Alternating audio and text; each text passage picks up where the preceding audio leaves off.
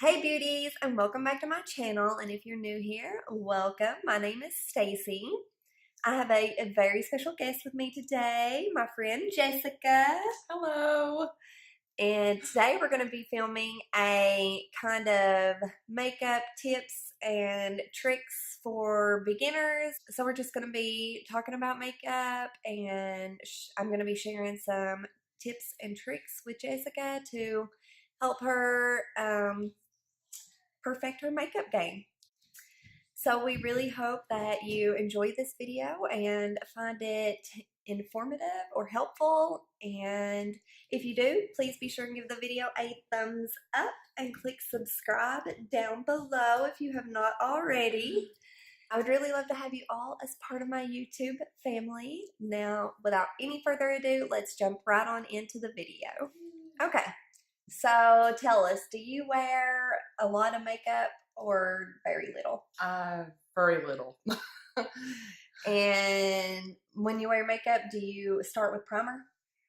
I didn't used to. It used to be foundation. Then I started reading, and now I do use primer. Okay, so you No, do not use... every time, but yeah, most of the time. Okay. Primer can be very important because it can help combat different skin issues depending on your skin type. Say you have very oily skin, then you would want to use a more mattifying primer, and that will help keep your oils at bay. And if you have more dry skin, then you'll want to use a more moisturizing primer. If you use a mattifying primer on dry skin, then it can just enhance the dryness and make your skin look even more dry, and therefore make your foundation look cakey, and nobody wants a super cakey foundation.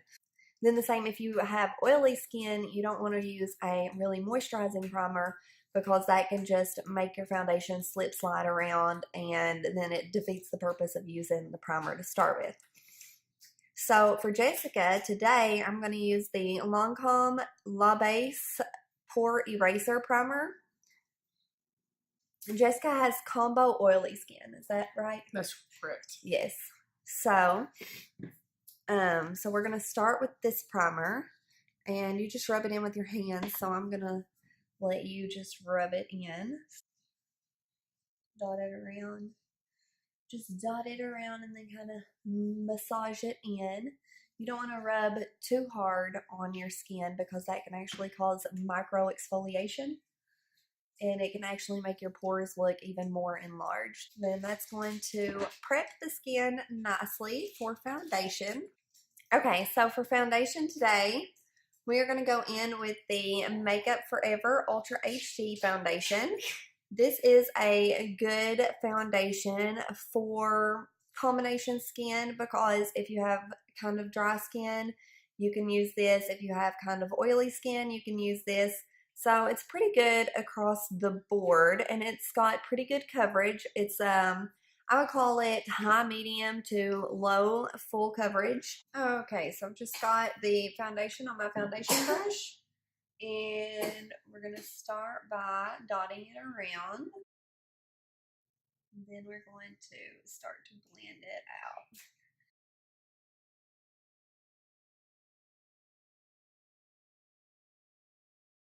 So would you recommend a brush with those makeup sponges? Because a lot of times I use the makeup sponges to do foundation. That's a good question. She asked if I would recommend a brush or a makeup sponge. And really that depends on the foundation I'm using. I like a brush with this Makeup Forever Ultra HD foundation. But if I have a foundation that is extremely high coverage and it's more thick, I like to use a dampened sponge. My favorite is the Real Techniques Miracle Complexion Sponge. This is dry, but I will dampen it and wring out all the excess water and just have it good and damp. And then go in and blend it out with that. And that damp sponge will help add some moisture to the really thick foundation so they don't look as cakey on your skin. And another thing that I don't typically do is bring my foundation right up under my eye because I like to add concealer under my eye. I know a lot of people bring their foundation up under their eye and then put the concealer on over top of it. And that's fine for some people, but when you get up in your 30s and you start getting lines under your eyes, the less product that you put under your eyes, the less it's going to exaggerate those fine lines around your eyes. So I try to, I bring my foundation up to like here, and then I just keep this blank and add concealer. So what does concealer do? It just cancels out darkness. Okay. And yeah, I have darkness on the inner corner. I don't have bad dark circles under my eyes like some people do, but I do have that dark blue kind of veiny inner corner. And the concealer really helps to brighten that up. Okay. Cancel out that blueness and make your under eyes look brighter, more awake, more youthful. If you have a good concealer, if you have a drying concealer, especially if you have dry skin, you don't want to use a drying concealer because that will just make your under eyes look crepey and dry, and it can make you look older than you are. So if you have dry skin, stay away from very heavy coverage concealers. Okay, next we're going to go in with the concealer, and we are going to go in with the MAC Pro Longwear Concealer. An oldie but a goodie. I'm just going to put some on this brush, and then we're going to dot it under the eyes. Now see, you don't have a lot of darkness at all under your eyes. Even on the inner corner where a lot of people get that dark blue. But even if you don't have darkness you want to cover up, concealer is still good. You want to use it, you want to use a shade a little bit lighter than your natural skin tone, like a shade or so lighter, and that'll really help brighten up under the eye and make your eyes look just more bright and awake, youthful. Especially if you're going on lack of sleep. We're gonna blend that out more. It's looking really light right now, but we're raccoony. But we're gonna blend that out a little more. If you're going on lack of sleep, all you have to do is put on some brightening concealer under your eyes, and it looks like you slept 10 hours when you really only slept 2. Another trick with concealer, and I'm sure that most of you have seen this if you watch YouTube a lot, is you use it to brighten up the rest of your face.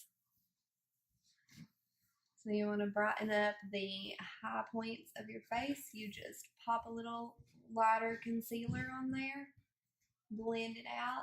Now, if you want to cover up blemishes with concealer, maybe you are not using a full coverage foundation and you want to cover up blemishes, you want to use a concealer that is the same color as your skin, because you don't want to highlight. See, this concealer is lighter than her skin tone, so she is so we're using it to highlight her face, not really to cover anything up.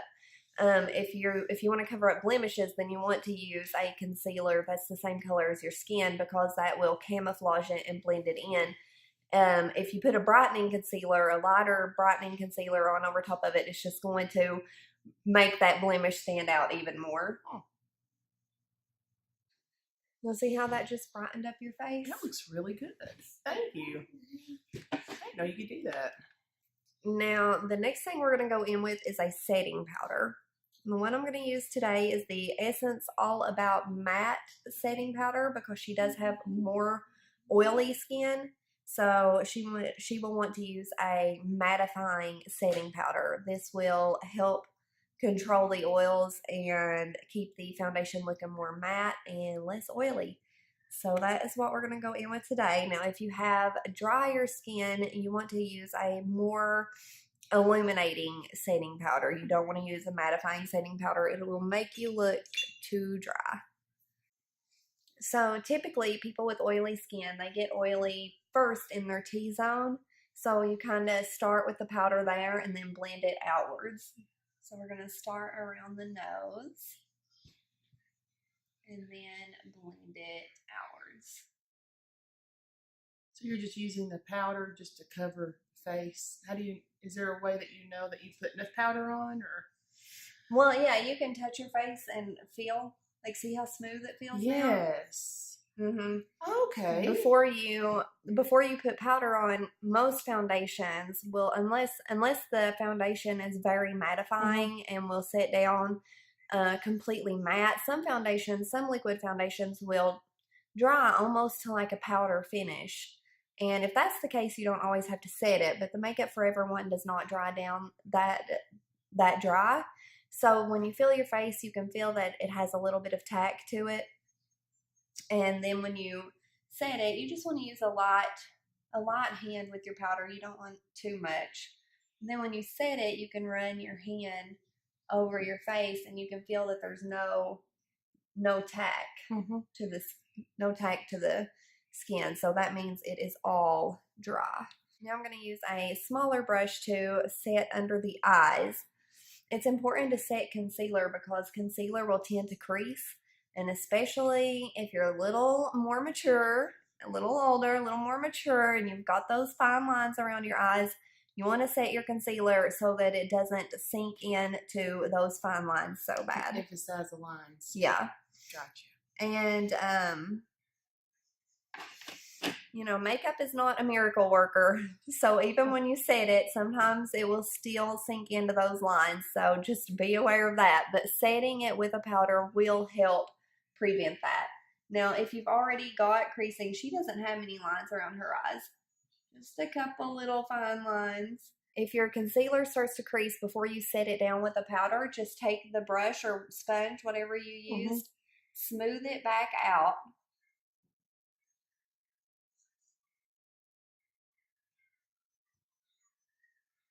Smooth it back out a little bit and then set it. So just look up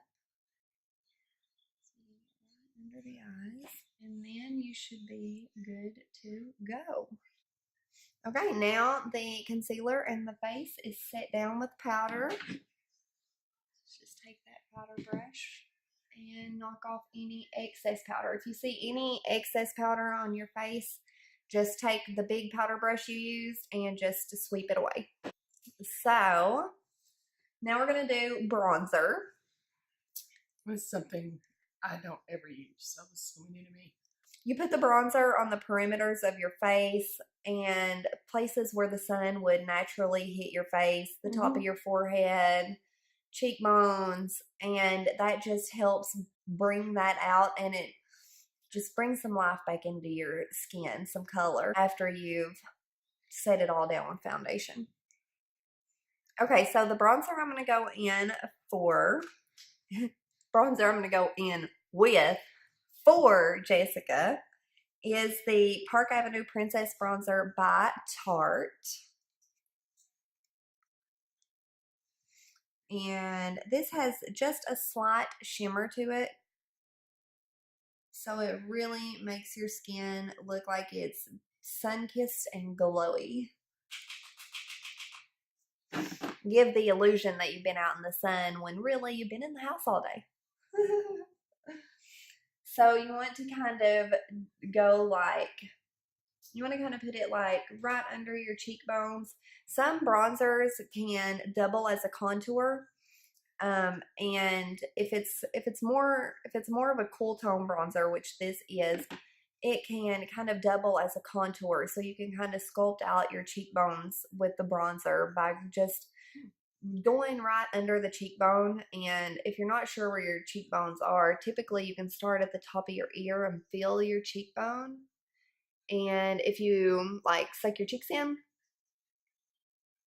you can see your cheekbones. So you kind of want to go in the hollow, and that creates almost like a natural looking shadow on your face to give the illusion that your cheeks are more sculpted than they actually are.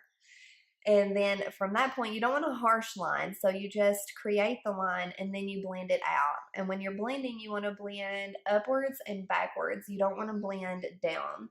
So let's start on this side. So we're going to start right here. And you only want to bring it down to about the corner of your eye or so. You don't want to bring it all the way down to your mouth because that's going to make you look like you've been playing in dirt.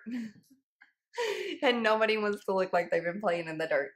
So, and then from there, We're going to blend that upwards and backwards toward the temple. We're going to blend it up onto the temple. And another trick that I like to do is take my bronzers and go underneath my jawline, and that gives the illusion that your jawbone is more pronounced.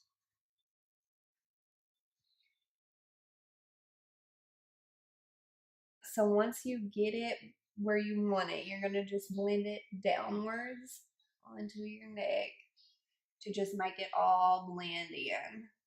Now, can that make your neck look longer or? And it can make your, if you have saggy skin, I have like saggy skin. Mm-hmm. I don't necessarily have like a double chin, but I have like saggy skin underneath my jaw, which is really weird. So when I put bronzer there, it kind of camouflages that. I can see what you're saying because it kind of emphasizes the shape of my face when you're putting a bronzer. That's kind of interesting. Now, is there a way for you to know when you've added enough bronzer? Like you said with the powder, you feel it's kind of set and it's dry, but is there... You can just add it until it is the depth you want it. If you want it real light, you just add a little. If you want more bronziness, you just add more. Depending on what look you're going for, I guess. Okay. Depending on what you're going for. Okay. So now we're bronzed up. It does emphasize the chin some. Mm-hmm. See how it almost looks like it's created a natural shadow under your chin? It really does. That is really cool. I've never seen that before. Now we're going to go in with a little blush, and this is the Tarte blush in the shade Feisty. So this is what it looks like. This also has a slight sheen to it. Not a lot of shimmer, just a slight sheen. Now with blush, I always start with just a couple of light dips and then tap off the excess. It's easier to add more than to take it away. The way I apply my blush is I start like from the corner of my eye, like on my cheek bone. Like if I smile, like here's the apple of my cheeks, but I don't start right here because I don't want the concentration of it to be right there. So I start like just behind the apple of my cheek, like on my cheekbone. I blend it back towards my temple, up onto my temple a little bit, and then I blend the excess onto the apple.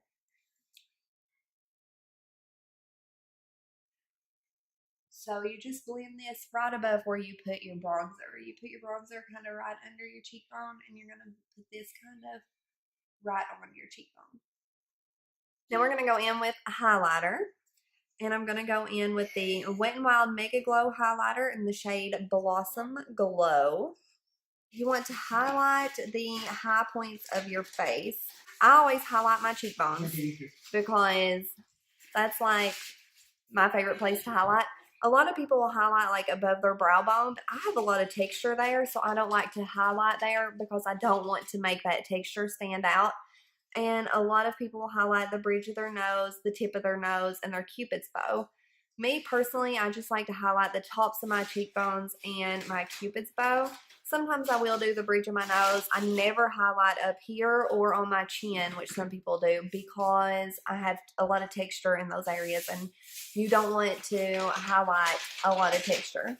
Some highlights are better than others for textured skin.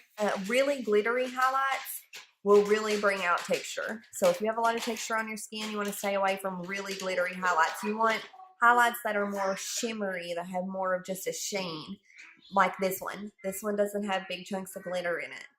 So, all right, let's go. Cheekbones. And a little on the cupid's bow. Now, highlighting the cupid's bow will just help your top lip to look a little fuller, a little more plump. And that's going to do it for highlighter. Okay, so the face base is done. All right, guys, so this is the finished look. What do you all think? Let us know in the comments down below. We hope that you enjoyed this video and found it helpful. I hope that you found some of these tips and tricks helpful for yourself. if you did enjoy the video, please be sure and give it a thumbs up and click subscribe down below if you have not already. I would love to have you as part of my little YouTube family here. And that's going to be all for this one, guys. I'll see you in the next one. Bye.